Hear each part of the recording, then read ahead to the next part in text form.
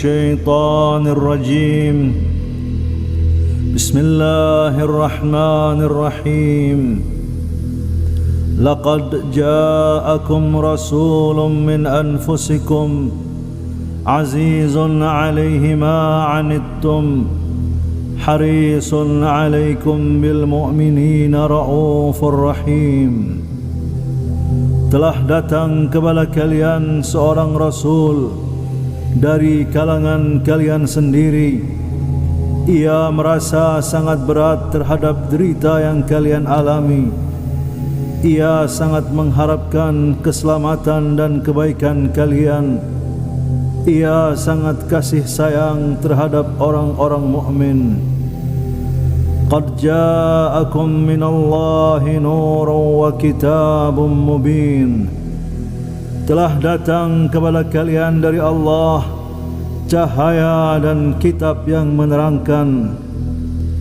Innallaha wa malaikatahu yusalluna 'alan nabiy. Ya ayyuhalladzina amanu sallu 'alaihi wa sallimu taslima.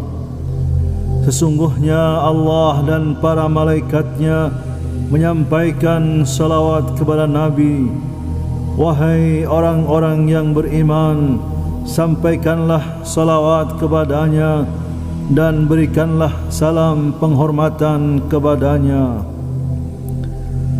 Allahumma salli ala Muhammad wa ali Muhammad.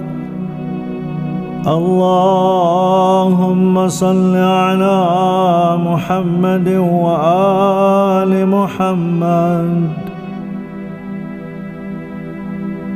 Assalamu alayka ya Rasulullah.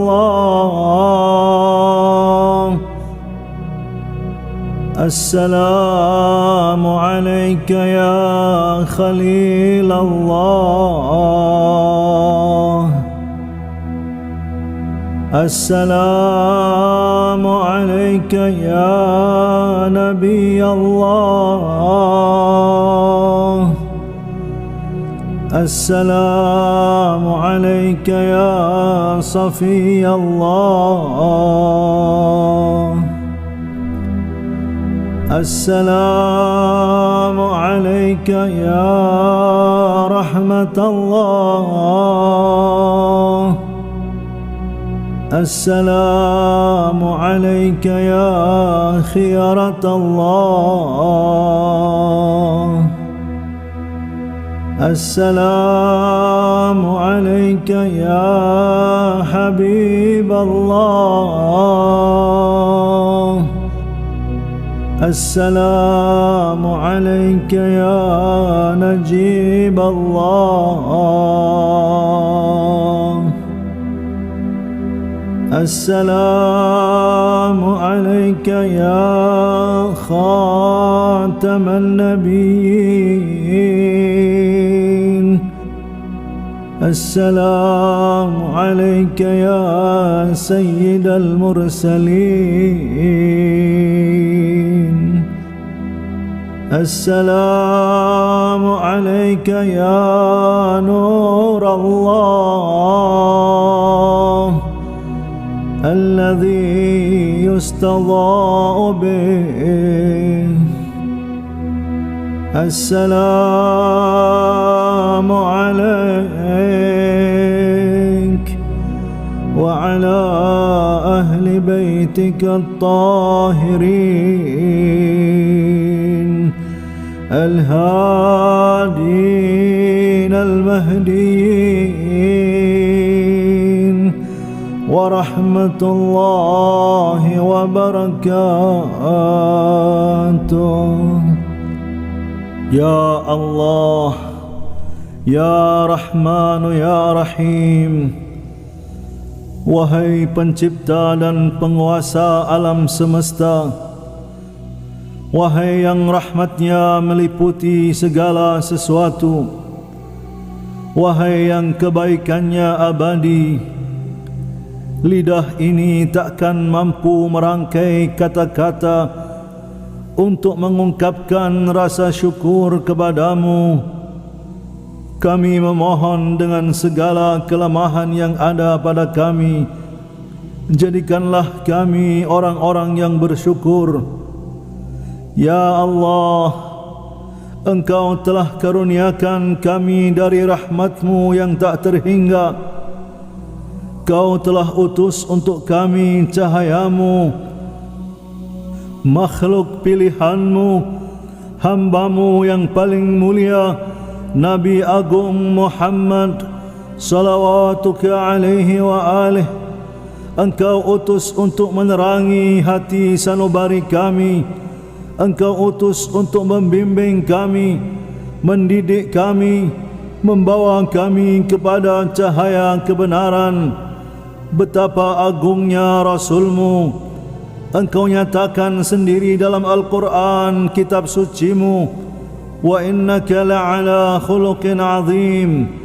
Semua menikmati keindahan dan keagungan akhlaknya. Ia telah tunaikan tugas mulianya dengan begitu mengesankan. Ia telah bersusah payah mendidik umat ini. Ia telah berkorban segalanya untuk umat manusia. Ia adalah ayah yang penuh kasih sayang. Ia adalah pemimpin yang sangat dekat dengan kaum fakir miskin. Ia adalah pelindung dan pembela orang-orang lemah. Semua mengakui bahawa Rasul-Mu begitu sayang dan sangat mengasihi umatnya.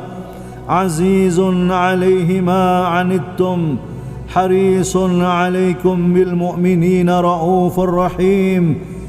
Ummati, ummati, umatku, umatku. Itulah kalimat yang sering dilantunkan lidah suci junjungan kita Rasulullah, khususnya di saat-saat menjelang kepergian beliau ke haribaan ilahi. Ummati, ummati. Suara Rasul sudah terdengar parau saat itu. Sakit yang beliau derita membuat beliau nampak begitu letih. Kala itu suasana hening, waktu seakan enggan berputar, nafas terasa tertahan, semua orang terpaku, mata mereka seolah takut berkedip, tak mau melepaskan pandangan dari wajah mulia Rasul. Keharuan merayap mengitari kamar beliau. Mata teduh Rasul berkedip sesekali, seakan menerawang menembus ruang dan waktu. Para kerabat menangkap, sepertinya di tengah sakit yang diderita, Rasul sedang berfikir keras. Ada kegelisahan menyelimuti hati Rasul. Pandangannya yang galau tertuju pada satu sudut. Rasul tahu bahawa ajalnya sudah dekat. Ia memandangi orang-orang di sekelilingnya. Rasul tak kuasa menahan kesedihannya, dan air mata pun menetes mengalir pelan di pipi beliau. Rasul tahu benar apa yang akan dialami keluarga dan para sahabat pilihan setelah kepergiannya. Ahlul Bait dan para pengikut mereka kelak akan menjadi korban keserakahan orang-orang yang mengaku sebagai umatnya. Sakit yang beliau rasakan kerap kali membuat beliau tak sadarkan diri. Namun kepedihan di hati beliau setiap kali mengingat penderitaan yang akan dialami oleh orang-orang yang dicintainya nanti. Hal itu beliau rasakan lebih berat ketimbang penderitaan karena sakit yang dialaminya. Fatimah Az-Zahra menangis. Ia memandangi wajah suci ayahandanya tercinta. Ia tahu bahawa sebentar lagi akan terjadi perpisahan yang sangat menyedihkan. Tak akan ada lagi suara lembut penentram hati. Tak ada lagi belayan penuh kasih. Tak akan ada lagi suara ketukan di pintu membangunkan keluarganya di waktu subuh. Rasul akan pergi bertemu sang kekasih. Rasul akan pergi menghadap Ilahi.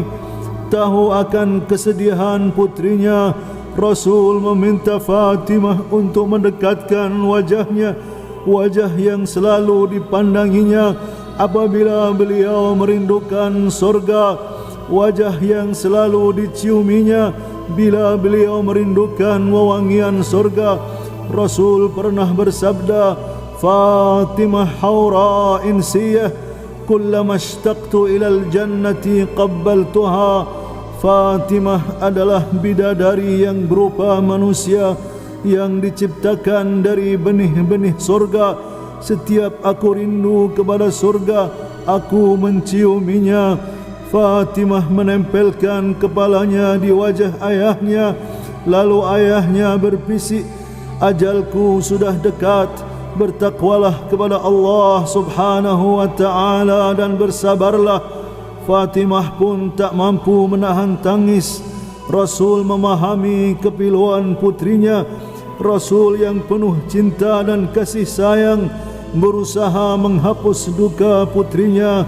Rasul memberi isyarat sekali lagi agar Fatimah mendekatkan telinganya dan beliau kembali berbisik, engkau adalah orang pertama di antara keluargaku yang akan segera bertemu denganku, maka berbahagialah. Bisikan beliau kali ini membuat Fatimah tersenyum lega penuh harap. Hari itu terasa lebih sunyi dari hari-hari sebelumnya. Matahari menahan sinarnya, angin sahara berhembus pelan menyibakkan tirai rumah-rumah kosong yang ditinggalkan penghuninya. Hari itu seakan kekuatan gaib membangkitkan Rasul dari pembaringannya. Beliau membuka pintu rumah dengan tangannya sendiri. Saat itu seakan tak tampak keletihan di diri Rasul. Beliau pergi menuju masjid. Wajah suci Rasul menunjukkan kegembiraan pada saat menyaksikan para sahabatnya memenuhi masjid. Seorang sahabat berkata, saya tidak pernah melihat Rasul begitu gembira kecuali pada saat itu. Di saat itulah Rasul menyampaikan pesan terakhirnya.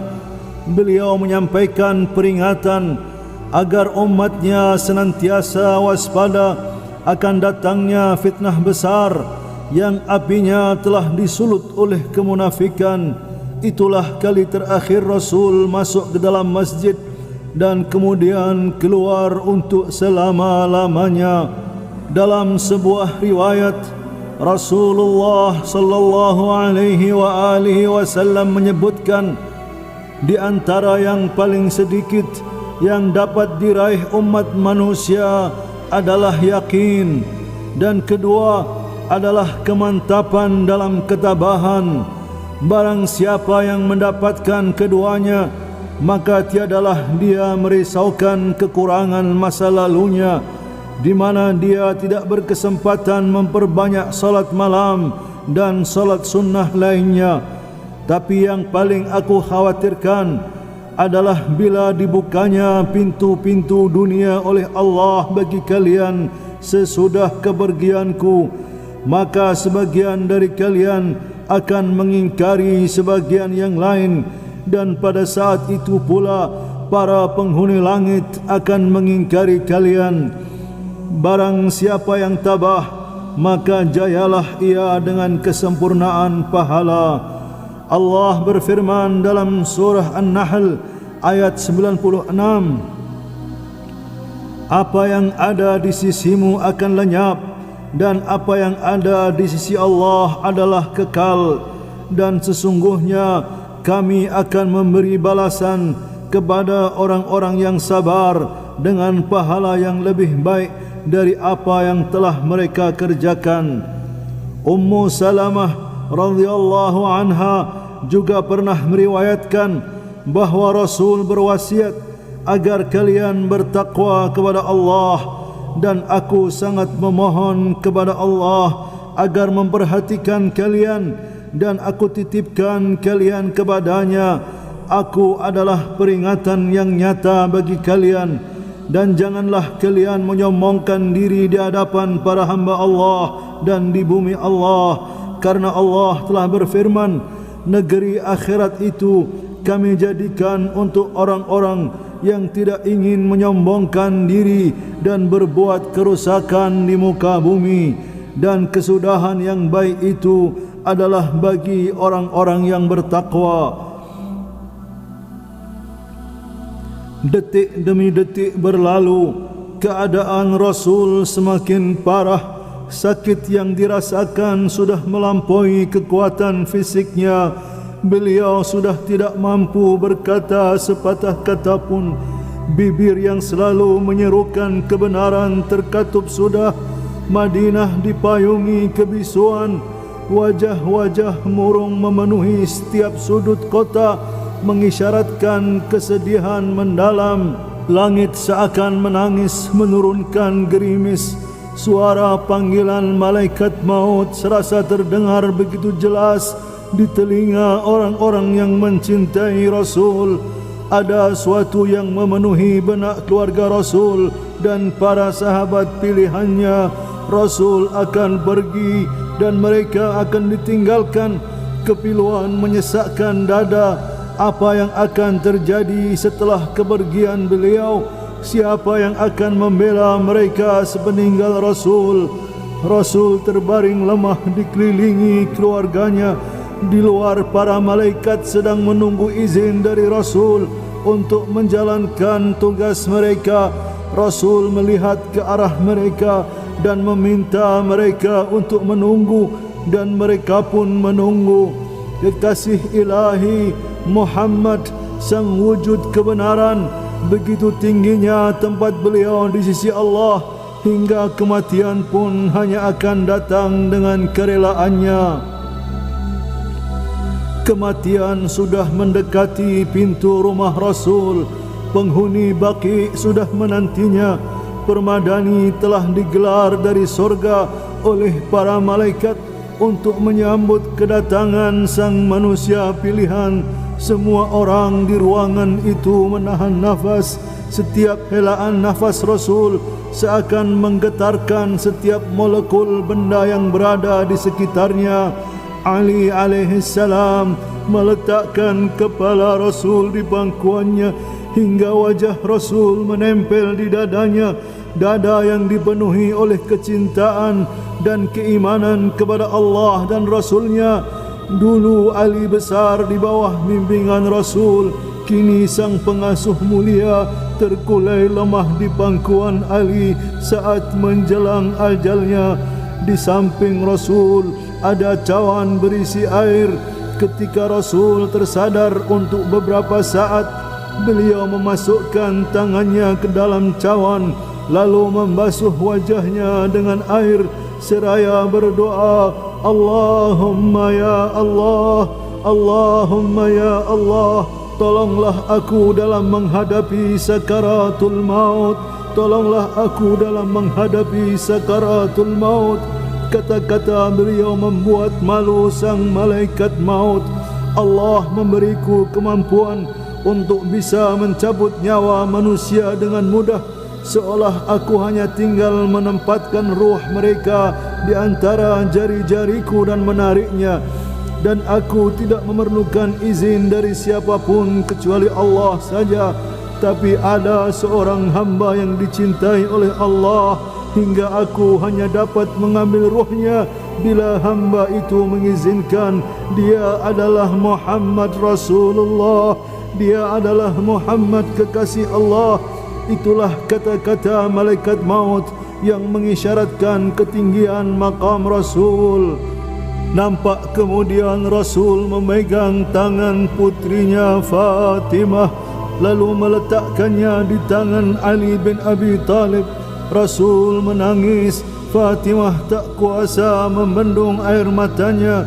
Hasan dan Hussein yang masih kecil-kecil turut hadir di situ. Mereka pun menangis terseduh-seduh. Rasul kemudian berkata, wahai Ali, ini adalah Fatimah, ini adalah amanat Allah dan Rasulnya. Jagalah ia wahai Ali, karena Allah dan Rasulnya. Ketahuilah wahai saudaraku Ali, aku rida kalau Fatimah rida.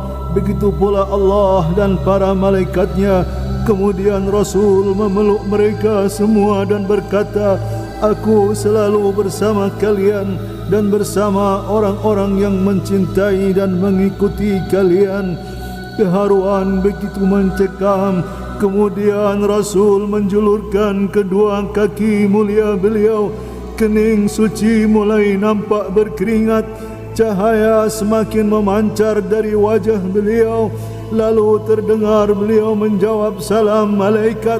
Lalu inilah ucapan terakhir dari bibir pembawa kalam ilahi itu. Aku ingin menuju keharibaan yang maha tinggi. Aku ingin keharibaan Allah. Inna lillah wa inna ilaihi raji'un. Inna lillah wa inna ilaihi raji'un. Inna lillah wa inna ilaihi raji'un. Kemana hilangnya jejak sang kekasih ilahi yang dulu nampak begitu jelas di tanah jiwa pencintanya? Kemana sirnanya jejak sang pembawa cahaya yang kemarin kilauannya terlihat memancar dari nurani bumi? Kemana hilangnya jejak sang Rasul yang belum lama ku dengar lantang di bibir-bibir penerusnya? Kemana jejak Muhammad, sang Nabi yang Tuhannya senantiasa mengucap salam baginya, yang namanya dimuliakan penghuni langit dan bumi, yang wibawanya membuat gentar para musuh Allah, yang ibadahnya membuat malu para malaikat muqarrabin, yang kearifannya membuat kagum orang-orang kafir, yang akhlaknya adalah dakwah, yang aura cintanya mampu membuat mulut-mulut bersyahadah, yang matahari tak sanggup memandang sinarnya, yang bila ia melangkah bumi malu mengeraskan pijakannya, yang bulan dan bintang memujanya. Kemana jejak Muhammad, sang Nabi yang senantiasa menghidupkan malam-malamnya dengan mengingat Allah, yang kasih sayangnya adalah tetesan murni dari kasih ilahi, yang selalu menengadahkan tangan memohon rahmat dan hidayah bagi umatnya, yang air matanya menetes demi umatnya, yang darahnya mengalir demi umatnya, yang gelisah karena memikirkan nasib umatnya, yang galau karena prihatin akan masa depan umatnya, yang rela menanggung penderitaan sakaratul maut umatnya, yang tak memperdulikan rasa sakitnya untuk bisa berdiri di mimbar dan memberi wasiat untuk keselamatan umatnya, yang bersimpuh di hadapan Allah memohon agar kelak bisa memberi syafaat umatnya. Kemana jejak Muhammadku? Kemana jejak Muhammadku? Jejak itu telah hilang bagai tersapu pasir Sahara. 23 tahun sang Nabi mengukir jejak tapak kakinya di tanah rohani pengikutnya, di bumi spiritual wasinya. 23 tahun sang manusia mulia pembawa risalah suci, pengemban untean kalam ilahi, mewarisi jejaknya untuk kita ikuti dari alam dunia melewati barzakh, menandai mahsyar hingga sampai ke singgasana yang ia persembahkan untuk umat yang dicintainya.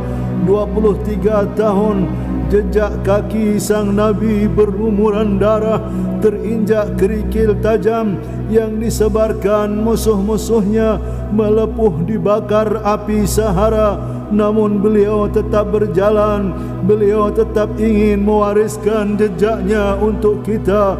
23 tahun sang Nabi meninggalkan jejak Mi'raj, jejak hijrah, jejak Badar, jejak Uhud, jejak-jejak perjuangan membela agama kebenaran agar muslimin dapat hidup terhormat, agar muslimin bangga dengan keislamannya, agar muslimin dapat dipandang oleh dunia sebagai kaum yang merdeka, kaum yang tidak rela ditindas, kaum yang mulia. Kemana jejak Muhammad kita?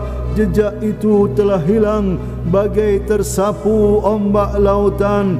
Jejak itu kita hapus dengan meninggalkan Al-Quran, terhapus oleh kemaksiatan, terhapus oleh kesombongan, terhapus oleh iri, dengki, hasud di antara sesama, terhapus oleh dosa-dosa, terhapus oleh ketidakmampuan kita memilih kawan, terhapus oleh ketidakmampuan kita melihat lawan, terhapus dengan ketidakpekaan kita terhadap sesama, terhapus dengan keengganan kita bersedekah, terhapus oleh lidah kita yang sibuk menghakimi orang, yang sibuk mengkafirkan sesama, terhapus dengan keakuan, terhapus oleh panjangnya angan-angan, terhapus oleh kebencian kita terhadap saudara, terhapus oleh kepatuhan kita kepada setan dan hawa nafsu, terhapus oleh ketidakmampuan kita mengenali pemimpin, terhapus oleh kerelaan kita terhadap penjajahan,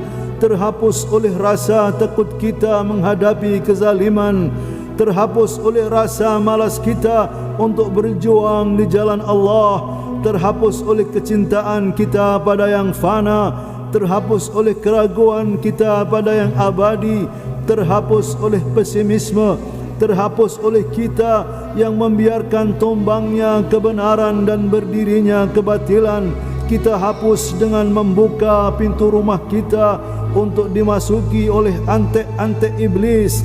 Kita hapus dengan meninggalkan ajaran Muhammad.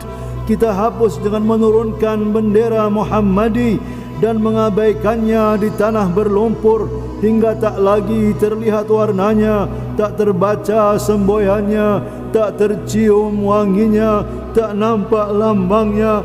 Bendera itu terinjak-injak, tercabik-cabik hingga kita kehilangan jejak sang Nabi.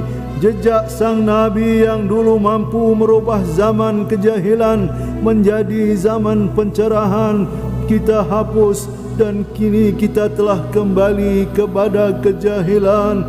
Ya Rasul, ya Rasulullah, jangan dulu kau palingkan wajah muliamu dari kami. Pandanglah kami, gapailah tangan kami, tolonglah kami di dunia ini dan berilah kami syafaatmu di akhirat nanti ya Rasulullah.